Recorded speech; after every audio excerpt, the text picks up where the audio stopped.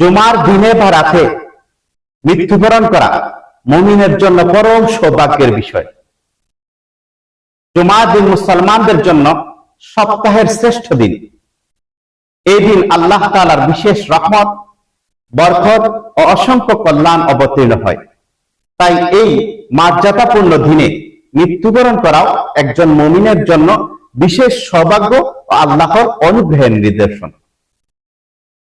নবী সাল্লাল্লাহু আলাইহি ওয়াসাল্লাম ইরশাদ করেছেন, যে ব্যক্তি জুমার রাতে বা দিনে মারা যায়, আল্লাহ তাআলা তাকে কবরের ফিতনা থেকে রক্ষা করবেন।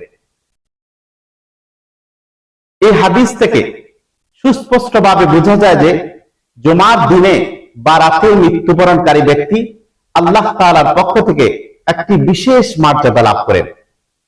কবরের কঠিন পরীক্ষা ও ফিতনা থেকে নিরাপত্তা পাওয়া নিঃসন্দেহে একজন মুমিনের জন্য বিরাট সৌভাগ্যের বিষয়।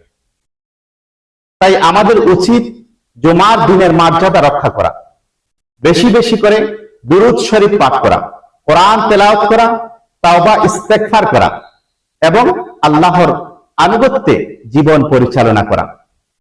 কারণ কেউ জানে না তার জীবনের শেষ মুহূর্ত কখন এসে যাবে। আল্লাহ তাআলা আমাদের সবাইকে ঈমানের উপর অটল রাখুন, নেক আমলের তৌফিক দান করুন এবং উত্তম পরিণতি নসিব করুন। আমিন সুম্মা আমিন।